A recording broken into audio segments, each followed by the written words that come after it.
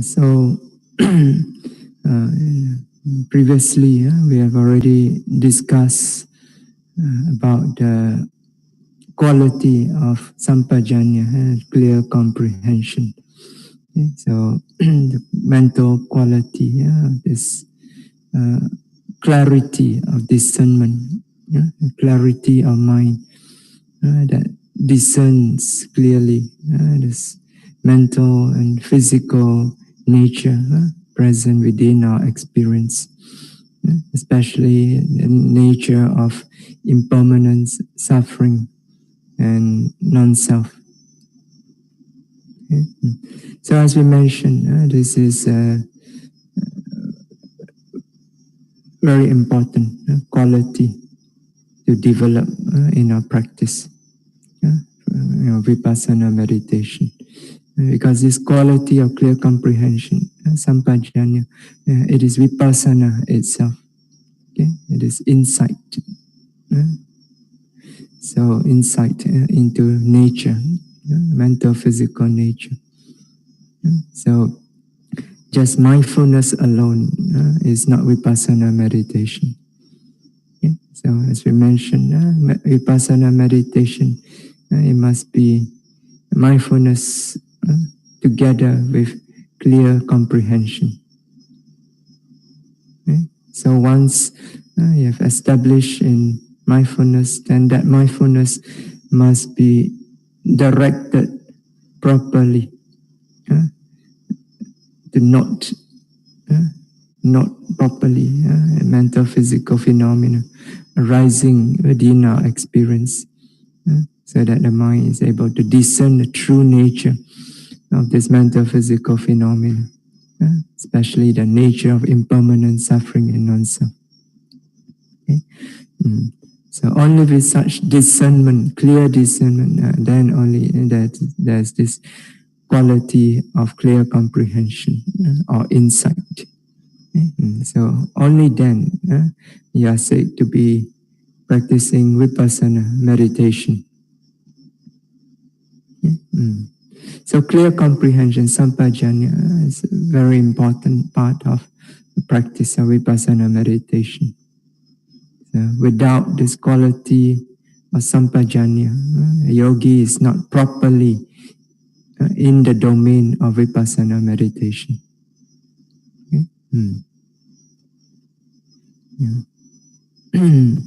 But as we have also mentioned, this quality of clear comprehension, it does not just arise out of the blue.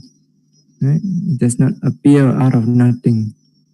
Okay, so certain conditions needs to be put in place before it can arise. Okay? Because it is also something that is conditioned. So any mental or physical nature is conditioned. All nama rupa are conditioned. So insight, clear comprehension is a mental quality, is a mental nature. Wisdom is a mental nature, mental quality. So it is also conditioned. What is unconditioned? Yes. Only one thing, nibbana is unconditioned. Okay?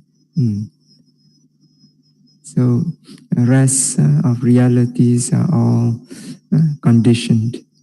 Okay? So certain condition needs to be present, and then they arise. Yeah, that's the meaning of being conditioned. Sankhara. Sankhara means things that are conditioned. Okay? Usually we say formation. Formation means it is formed from the presence of suitable conditions. Okay? Coming together of suitable condition, and then it arises. Because it arises, it passes away. Right? So that which arises and then passes away, that is impermanent, that is suffering, that is non-self. The things that are conditioned, they are impermanent, suffering, and non-self. Okay? That which is unconditioned, It does not arise, does not pass away. Right? So it is steady, it is stable. It is true happiness, okay? Not suffering. Okay? So Nibbana is lasting, it is stable, unchanging. It is true happiness, true bliss. Okay? But it is also non-self.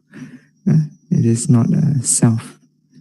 Okay? So it's anatta, is some kind of nature. Okay? So the nature is all anatta. Okay? Yeah. Yeah. So for this clear comprehension to arise, you need to put together the necessary conditions. Okay? And that's what all your initial struggle in your practice is all about. Okay? To strive. Initial, when you first begin your retreat, so you must strive. You must put in effort to note continuously.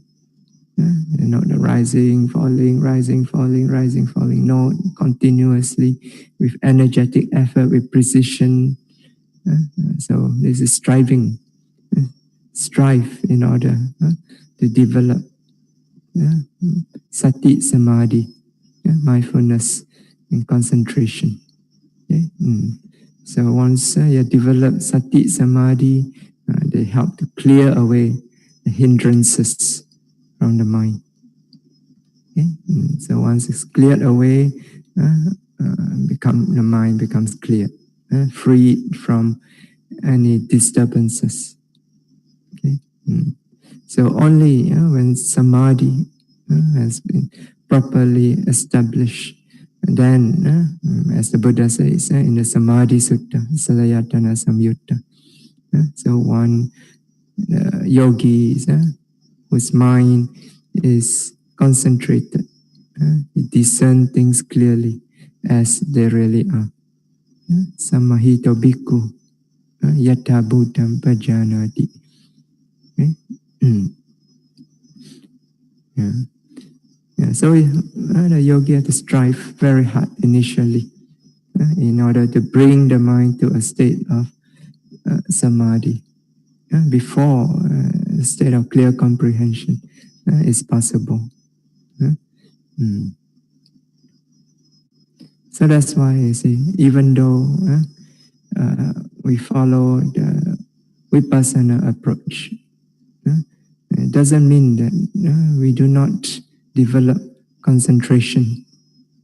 Okay? So you might have heard people saying, even teachers saying that you follow the vipassana, the direct vipassana approach, and you do not need to develop any concentration. So, but you must understand what this means. What this means is that you bypass the development of the samatha jhana. So unlike those who follow the approach of samatha, so they first spend some time developing the samatha jhana first, whether upachara samadhi, excess concentration, or appana samadhi, absorption concentration. Okay? So only after they have developed that, then they switch over to do vipassana meditation. Okay? So, but for us who follow the approach of vipassana, direct approach, vipassana, so we bypass this, the samatha jhana. Okay, that means we do not develop any excess concentration or absorption concentration. But it does not mean that we totally do not have to develop any concentration at all. Okay? So otherwise, this clear comprehension will not be possible. So samahito bhikkhu yata bhutam pajanati. So only the yogi whose mind is concentrated, only he can discern clearly things as they really are. Without samadhi, it's impossible to have clear comprehension. Yes. So even in this direct vipassana approach also, we develop concentration. Just it's not the samatha jhana, not upachara samadhi or appana samadhi. Okay, so but what we develop is kanika samadhi, momentary concentration, which according to the explanation of Mahasi Sayadaw, it is, and also you can see it from the commentaries also. This kanika samadhi, it is equivalent in strength to upachara samadhi, excess concentration, in the sense that it is also capable of putting away the 5 hindrances. Okay? So, and that is what is important to achieve a state of citta visuddhi, purity of mind.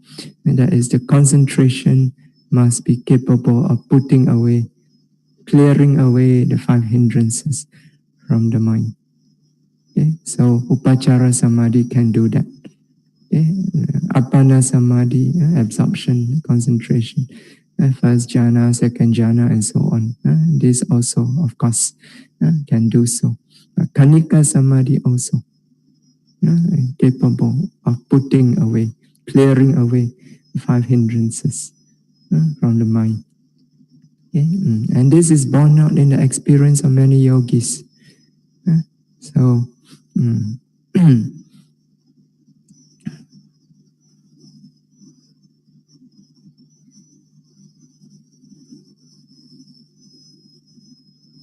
yeah.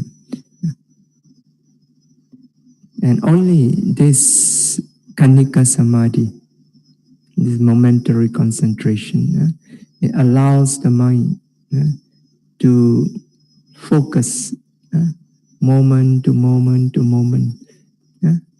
That's why it's called momentary concentration. It focuses one moment at a time, one moment, and in each moment, when it fixes on the experience, so it allows the mind to discern the nature arising and disappearing of the mental physical phenomena. Okay.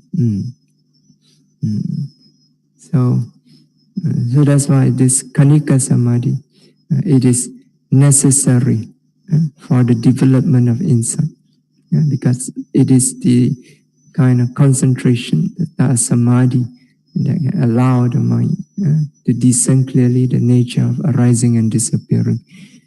Because it focuses one moment at a time on every single mental or physical nature that arises. So it's able to discern in that moment nature of arising and disappearing. So therefore, only this concentration allows the mind to discern clearly nature, impermanent, suffering, non-self, and therefore give rise to clear insight.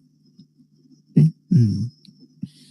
So that's why, as we quoted from the Mahatika the other day, Nahi kanika samadhi vina vipassana sambhavati. Okay? So vipassana, a clear insight into the nature of nama rupa, is impossible. Does not arise in the absence of kanika samadhi. So you want to develop insight, it is necessary to develop at least kanika samadhi. Okay? You may bypass, you may do away with the development of the samatha jhana, but you cannot do away with the development of kanika samadhi. Okay? So that's why even those who follow the samatha approach, okay? So when they switch to the vipassana meditation, they have to withdraw from the samatha jhana. Okay? They have to withdraw from it and then turn their attention to contemplate the nature of nama rupa. So when they turn their attention to contemplate nature of nama rupa, they are no longer in the samatha jhana. So what they are contemplating with is kanika samadhi. Okay? So there must still be a certain degree of focus of mind in order to discern the nature of the nama rupa. And this samadhi is the kanika samadhi. Okay? So even for those who follow the samatha approach. Okay? So when they want to develop insight, okay? So they have to make use of kanika samadhi. Okay? So it is impossible to develop insight with samatha jhana. You have to withdraw from it first. Okay? And then use kanika samadhi to discern the nature of nama rupa.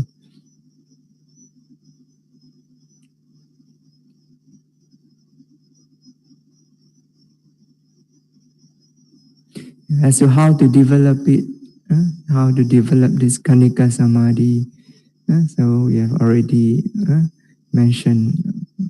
So it's through this method of anupassana, as instructed by the Buddha, Satipatthana Sutta. So through this continuous, energetic, precise noting, moment after moment after moment. So each moment when you note with this precision. You direct your mind precisely on the object. You note with ardent, energetic effort, with mindfulness, with clear comprehension. Okay? And as a result of this continuous moment to moment to moment noting, gradually, mind, when it develops its momentum, its strength, it is able to overcome the hindrances. Okay? As vinaya loke abhijja domanasam, overcoming covetousness and grief with regards to the world. Okay? Yeah. So by noting continuously, so each moment when you're noting every moment, each moment when you note with precision, with ardent energetic effort, with mindfulness, with clear comprehension, at that time the mind is wholesome, it is pure. So at that time, when you note like this, you do not give any chance for the unwholesome hindrances to arise. Okay? But of course, in the beginning, when the noting mind is still not well developed yet, so the mindfulness is still weak. Sometimes it can overcome the hindrances. Sometimes the hindrances overwhelm because it's not strong enough yet. So when it arises, when the hindrances arise, then according to the instruction, the yogi note the hindrances. Sensual desire arise, you note. Ill will arise, you note, and so on. So you note and then dispel the hindrances. Okay. So note and dispel. So we explain this also. So doesn't mean dispel doesn't mean you use your samurai sword. You forcefully chop it away. Forcefully suppress it. No, not like this. So dispel means you dispel by noting. Okay, by putting effort into the noting. Okay, so by directing all the mental energy mental effort to the noting of the hindrances. Okay? So, so like sensual desire arise. So you note firmly, you not put all the effort to not to be aware. All the effort goes into being clearly aware of the sensual desire. And so all the energy goes there. If all the energy goes there, then there's no more energy left for the sensual desire. Then naturally it will disintegrate, it will disappear right there. You can, if you note properly in this way, you can see clearly immediately it disintegrate. That state of sensual desire disintegrate, disappear. So, so we must note in this way, put all the effort into noting. And so simply by noting in this way, you dispel. So no need to force it, push it away, cut it off. So you note, for example, anger. Put all the effort into noting the anger, being clearly aware of the anger. Anger will disintegrate immediately. It disappear immediately.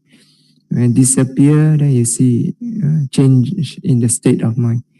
The mind becomes soft, peaceful, clear again. So a wholesome mind arise again. Remember, we said the nature of the wholesome mind: softness, peacefulness, clarity. So when the anger disappear, you see the nature of the wholesome mind appear. It becomes soft, peaceful, clear. So if you instead of noting and dispelling it in this way, if you forcefully push away the anger, forcefully suppress it, cut it off, then what happened to the mind? The mind becomes tense. It becomes disturbed. That is not the nature of the wholesome mind. That's the nature of the unwholesome mind. So note and dispel by noting, putting all the effort, energy into being clearly aware of each hindrances as they arise. So naturally they will die off. Okay? You don't have to do anything other than noting. Okay? So you can note like this moment after moment after moment. Each moment when you note, as a pure noting mind.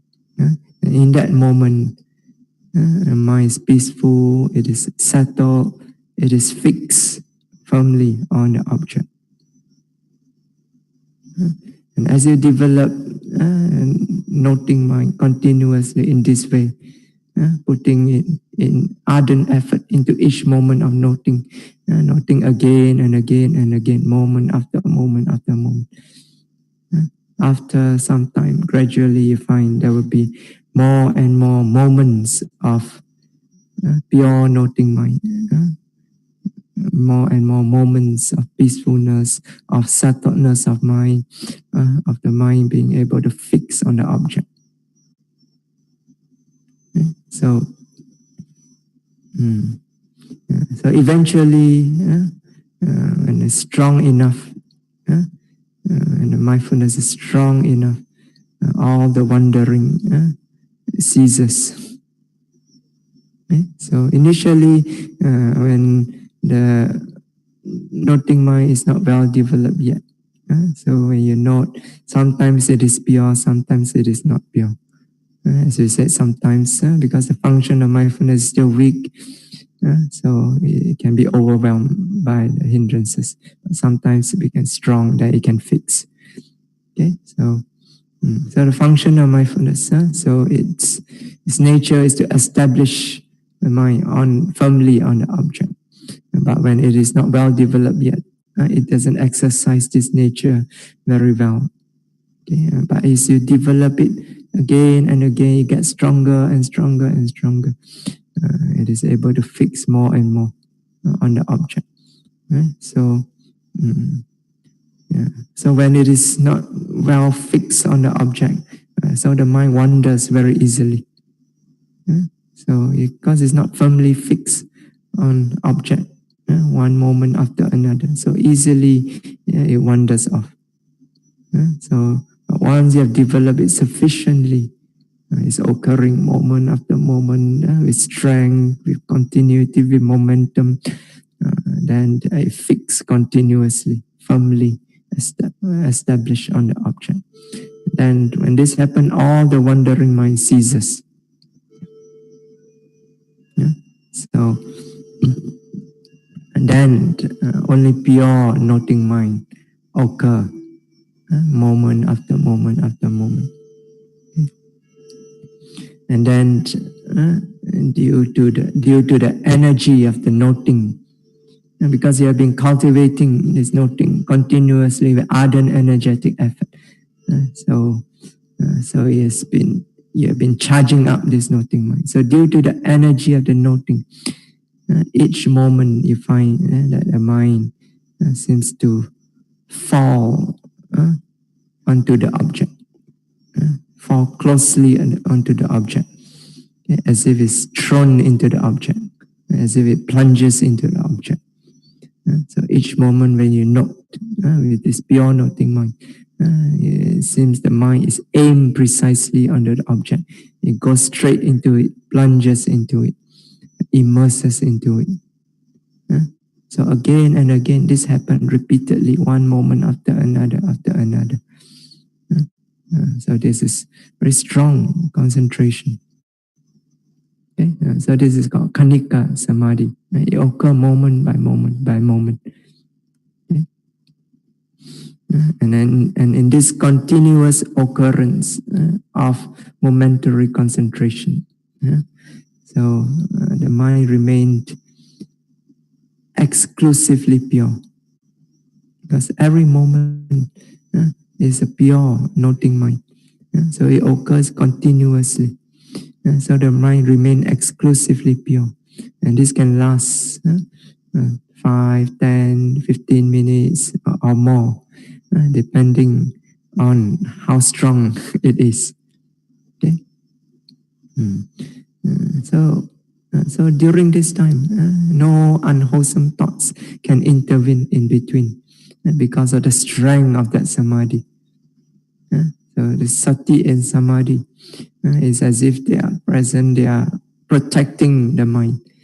So the mental defilements is unable to penetrate through. Okay? So this is the state of what we call citta visuddhi, purity of mind. So in this state of purity, mind is clean, it is pure, it is exclusively wholesome. Okay? And a yogi who is discerning, he can feel clearly this purity of the mind, the cleanliness of the mind. You can feel the mind is like very healthy. Actually, this is one of the meaning of kusala, healthy. And the mind is kusala, that means it's healthy. So in this state of citta visuddhi, the mind is very, very healthy. Psychologically, it's very healthy. So you don't have all this mental disorder. The mind is perfectly healthy. It's like the mind has been detoxed, perfectly pure. So it's detox. Just like when you go for all this detox program. I don't know what you are doing nowadays for detox, fasting or some kind of diet. But whatever it is, after you come out of it, you feel the mind, the body is like very light, very nice, comfortable. You feel very strong, healthy. Same with the mind. When you detox the mind from all these mental defilements, you come to the state of citta visuddhi. The mind feels very healthy, very light, very energetic. The energy just flow. You can note continuously, moment after moment. So almost like effortless. So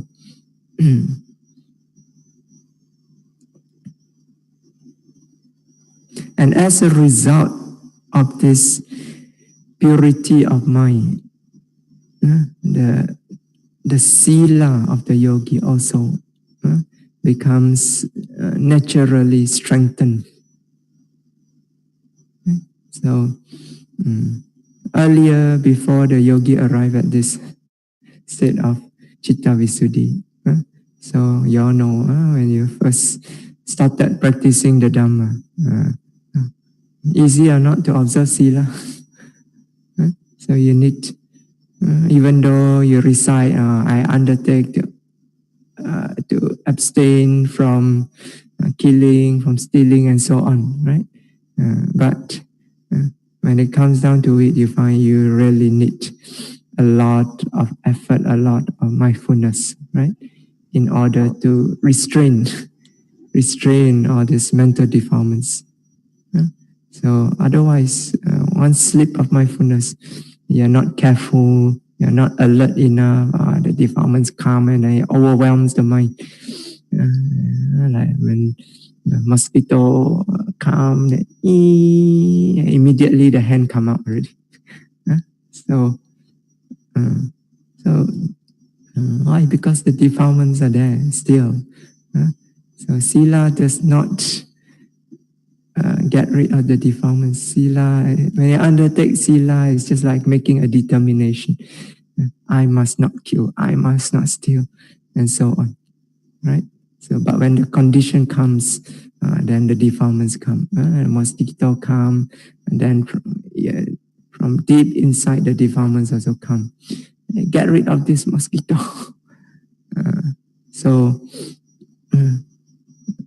this is called vitikama kilesa, transgressive defilements. Transgressive defilements, they are these defilements that are very, very powerful, overwhelming. That when they arise, and if you do not have the restraint of mindfulness, restraint of sila, then you will succumb to these defilements, and then you will transgress the precepts. You kill, you steal, and so on. Okay, it's vitikama kilesa. So in the beginning of your practice, it takes a lot of effort, a lot of mindfulness to restrain these defilements, not to act on it. So, yeah, yeah. But it's not easy. So, when the defilements come, you must remember. They come, is a kill. Then what do? You're not mindful. Immediately you act on it, and then the hand come out and then whack the mosquito flat. So, but if you remember there's mindfulness, you say kill. I say no. I have observed the precepts. I will not kill. So you have to put in a lot of effort. No. And then you restrain, right? So, so this is restraint through sila, which requires mindfulness and effort. Okay, so yeah. But even if you restrain these very gross defilements, doesn't mean there's no defilements at all. You may have successfully restrained these gross defilements by having enough effort and mindfulness to restrain and not to act on it. Okay, so but the defilements still remain in the mind. A weaker form of the defilements still remain in the mind, right? So you restrain yourself from killing the mosquito, but then in the mind you're still angry. A stupid mosquito. So many people in the hall, you have to choose me. So it's still in your mind. It still disturb your mind. It's called pariyutthana kilesa, obsessive defilements. It still remain in the mind, obsessing the mind. Okay. Yeah. So like you see somebody else's property, so the very gross defilements arise. I must have it. Yeah. So you don't restrain it, then you start to scheme how to steal, how to cheat the person of this property. Yeah. So, but if you restrain it with observance of sila, with effort, with mindfulness, but still the defilements, the greed still remain in the mind, obsessing the mind. Again and again, you think of that person's property, right? So it's still obsessed the mind. It still disturb the mind. It's called pariyutthana kilesa. Yeah? So, but once the yogi has established the mind in samadhi, in citta visuddhi, when the mind remains exclusively pure, continuously pure, in this state of citta visuddhi, even this pariyutthana kilesa, this obsessive defilements, have no chance to arise due to the power of the samadhi. So it has no chance to arise. It's get far away from the mind. So it doesn't even arise to disturb the mind. It has no chance at all to arise.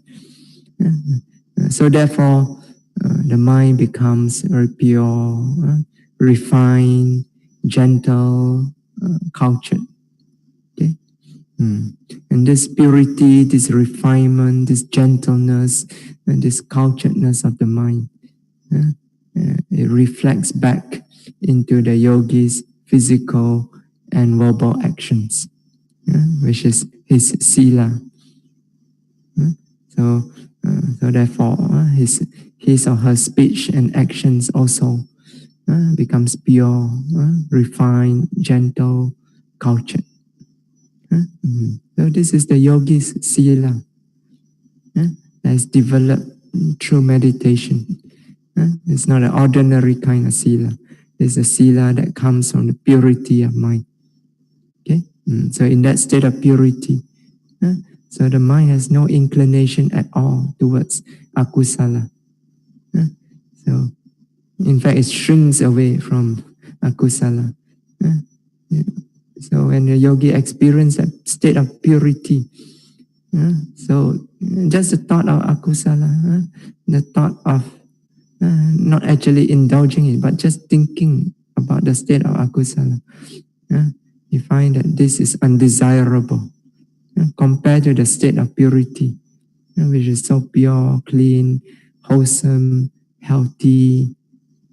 The state of akusala is very unclean, disgusting, and unpeaceful.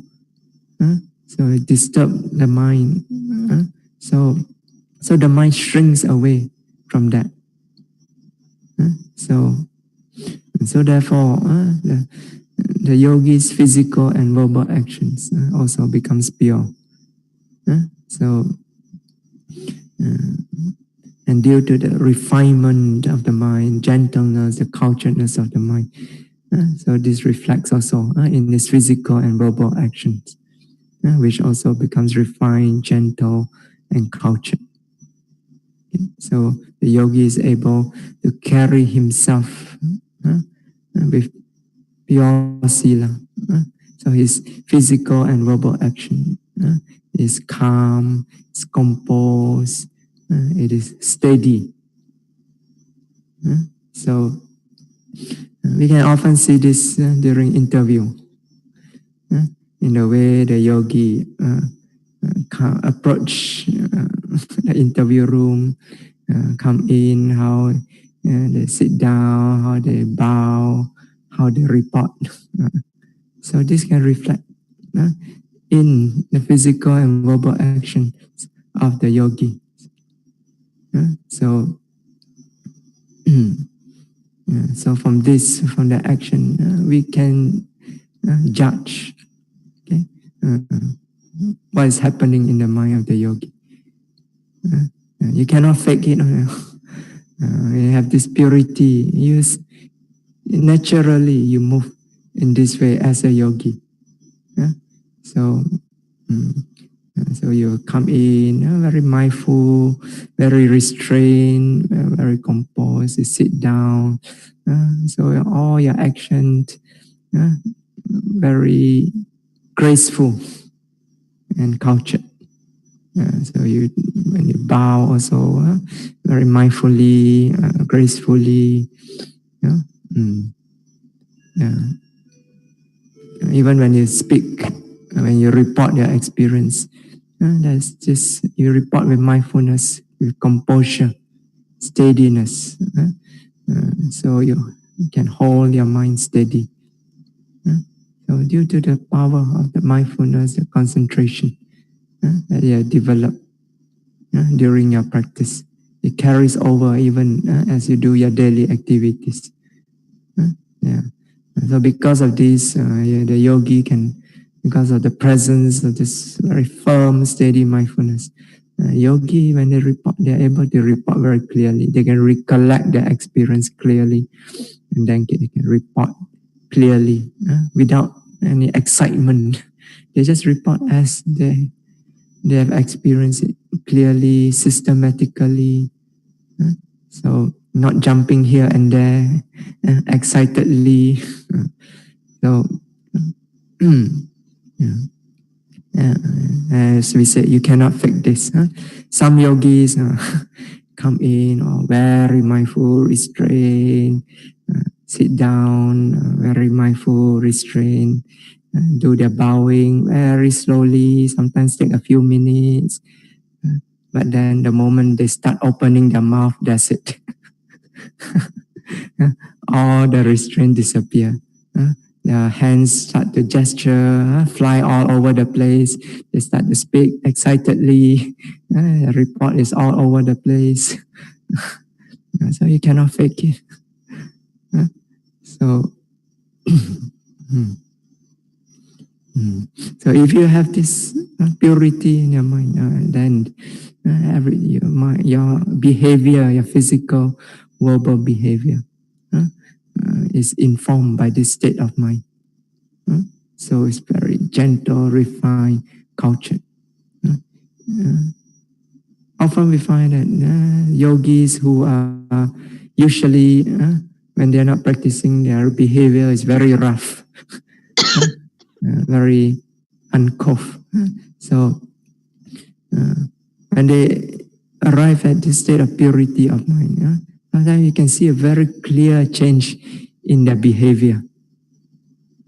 So you can see very distinctly they change their behavior and suddenly become so gentle.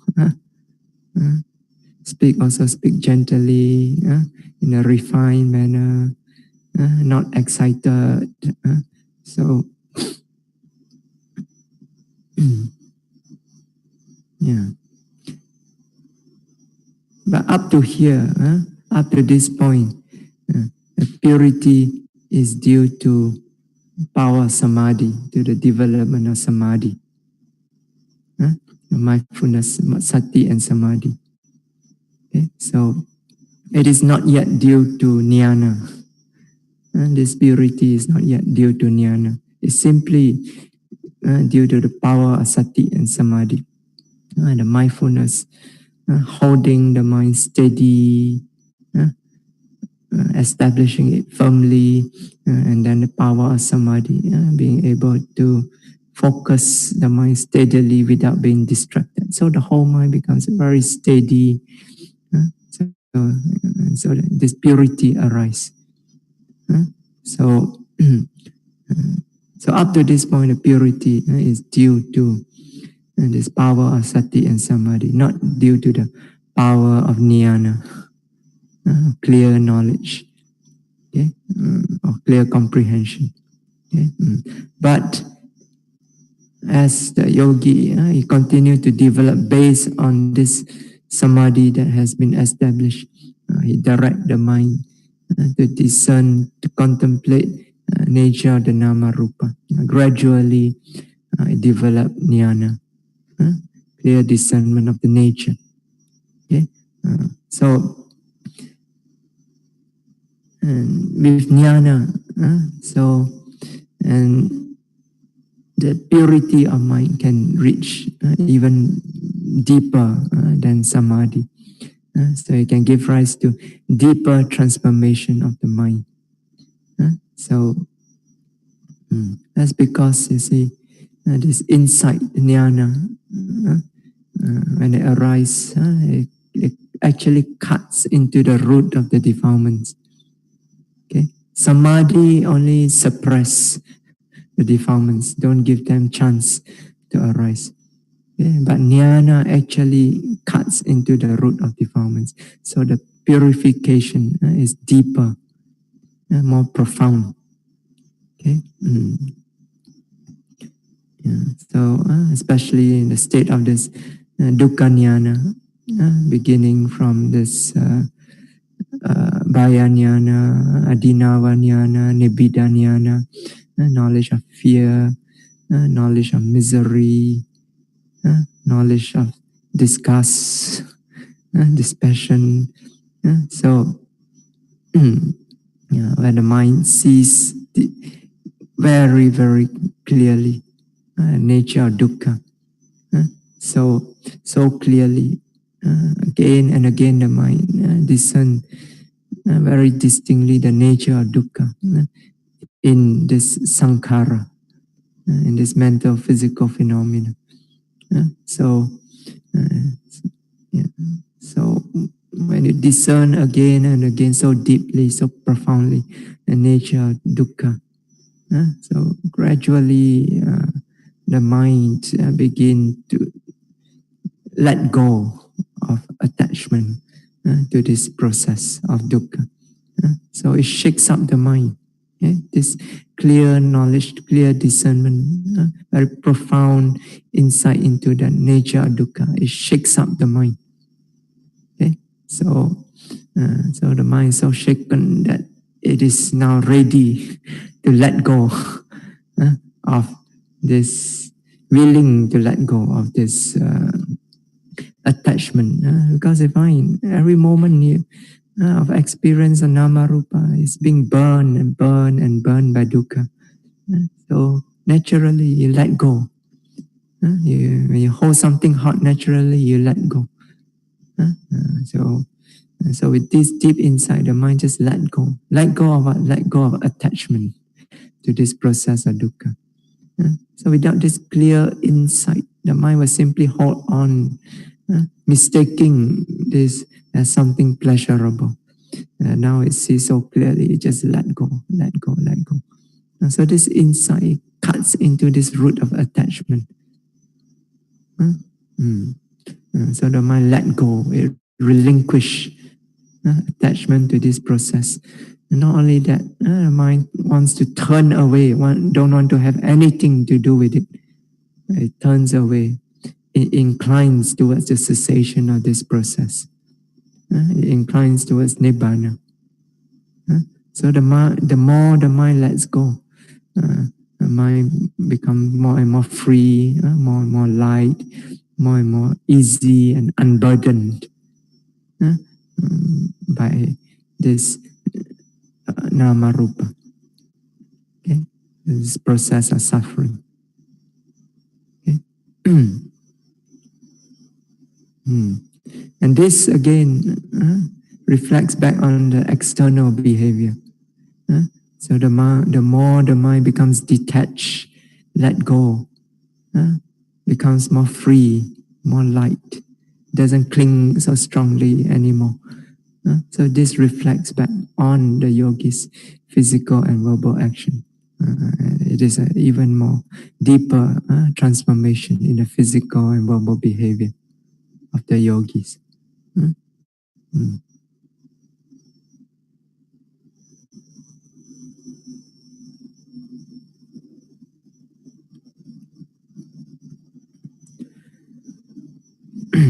Yeah.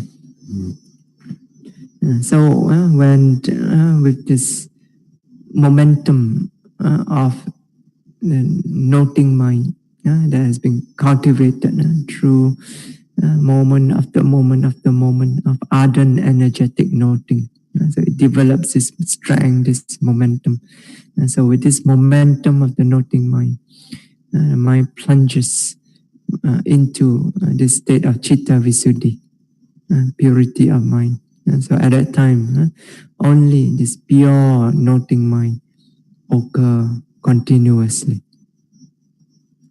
Okay, so at that time, there's no thoughts can arise at all in the yogi. Okay, so the yogi is just continuously noting. No thinking can arise. So therefore, the yogi do not even think. He cannot even think that I'm noting. Or I'm noting very well. Or I'm noting continuously. My noting is very clear. It doesn't even have any such thoughts. Noting is just going on continuously. Okay, so the mind is simply noting every moment, experiencing quality of the object clearly in each moment. Okay, so so there's not even a thought of what is being noted. So let's say there's a quality of hardness. And so the mind is simply noting, experiencing clearly the nature of that hardness. So there's no thought in the mind that says, oh, this is hardness. No, the mind is simply experiencing clearly this nature of hardness without any thinking that this is hardness. Right? The mind experiences clearly nature of stiffness, then it simply experience it clearly in the moment. There's no thought arise, this is tightness or stiffness. No such thought arise. Definitely there's no such thought as this is earth element, this is wind element. So this is an even more complex thought. The mind is so simple at that moment. It is simply experiencing whatever nature is present clearly. Okay, and then it moves on to the next experience and the next and the next. Okay, yeah. So no thoughts can arise at all. Nothing just keeps going on.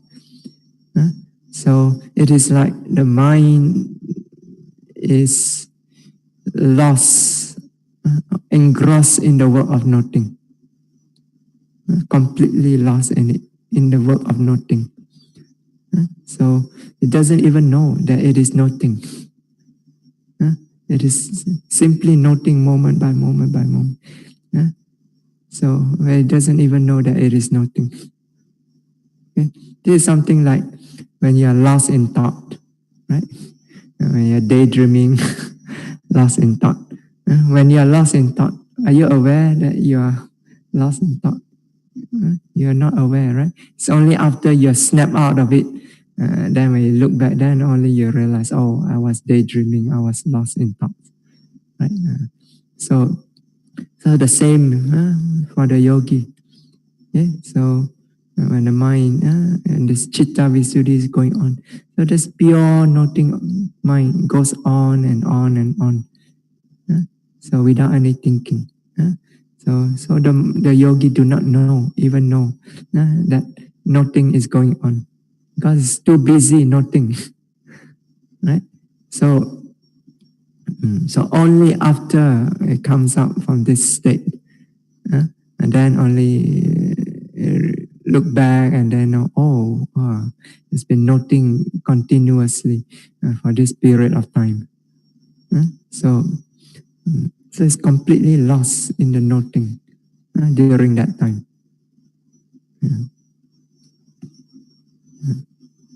So it is somewhat, some similarity with the state of the samatha jhana.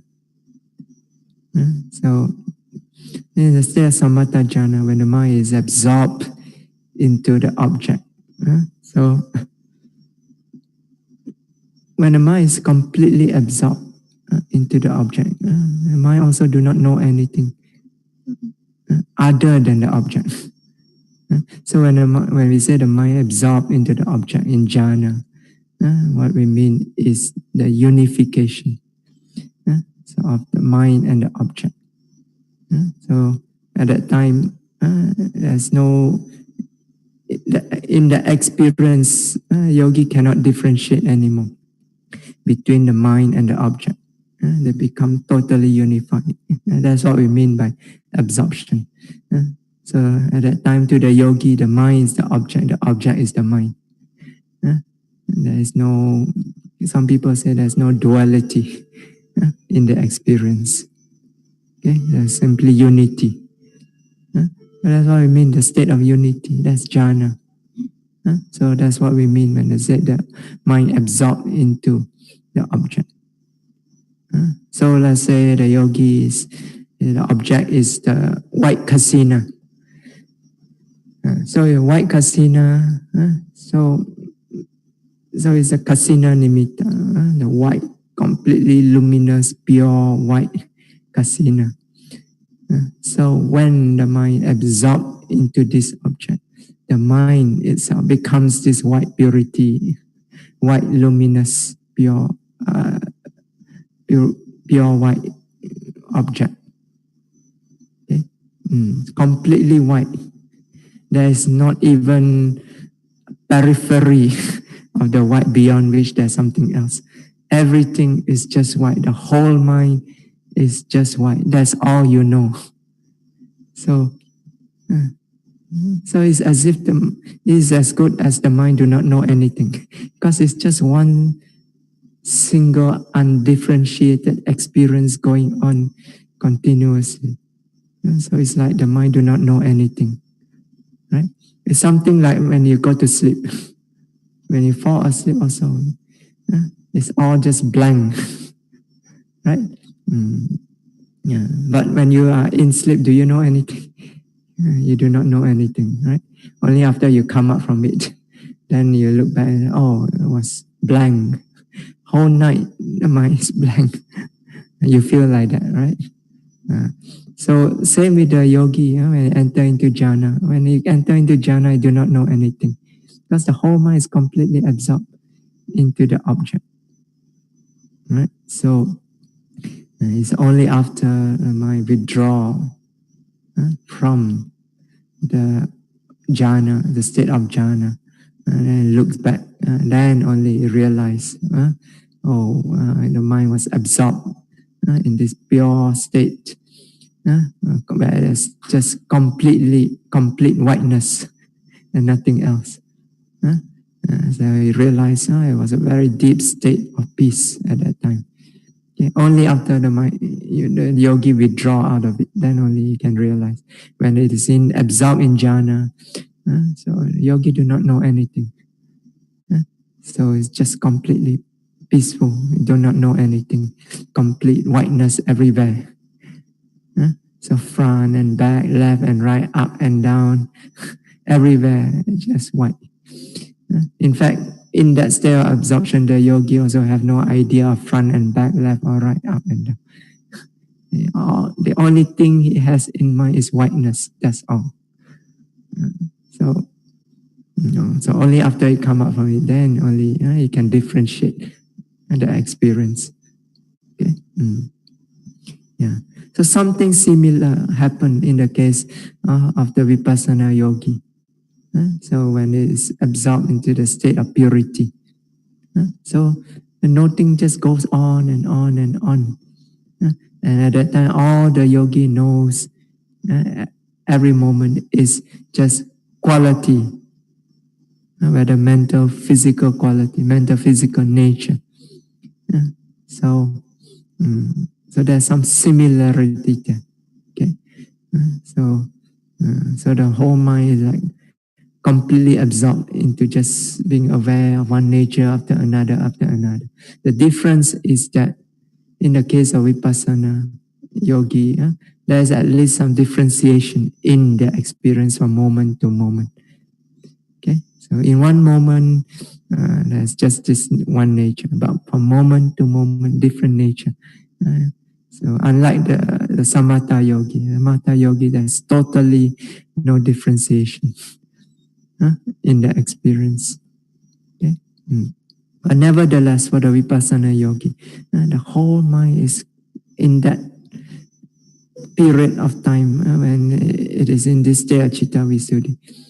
It knows nothing except this mental and physical qualities, moment after moment after moment. So because it has certain similarity to the state of the samatha jhana, so that's why sometimes you hear some vipassana teachers, vipassana masters, like Mahasi Sayadaw or Sayadaw Pandita, they describe this vipassana samadhi as vipassana jhana. This is not to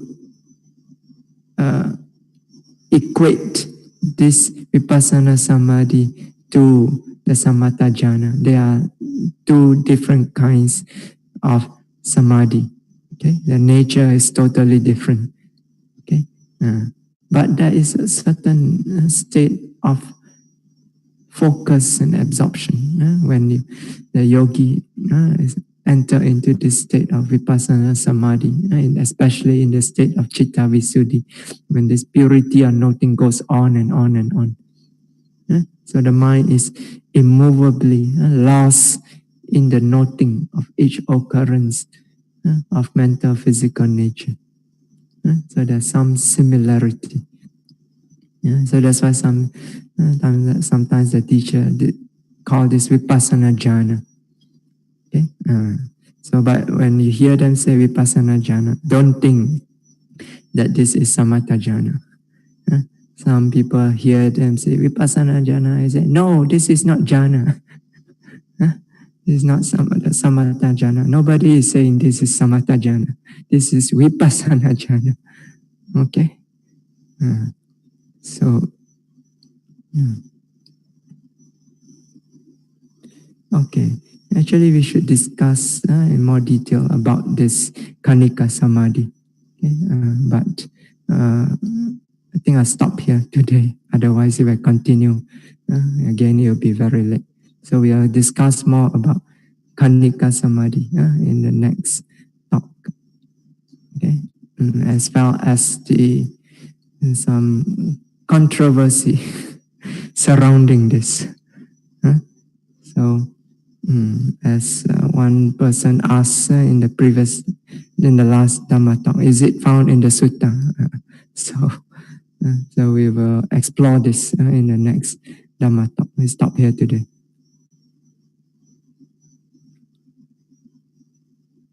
Any questions? Yeah, you can ask.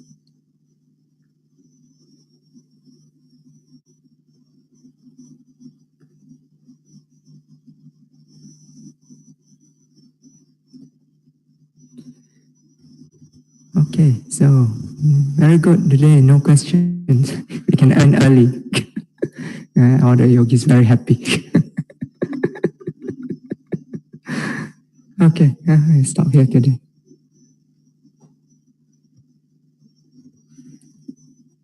Yeah. Okay.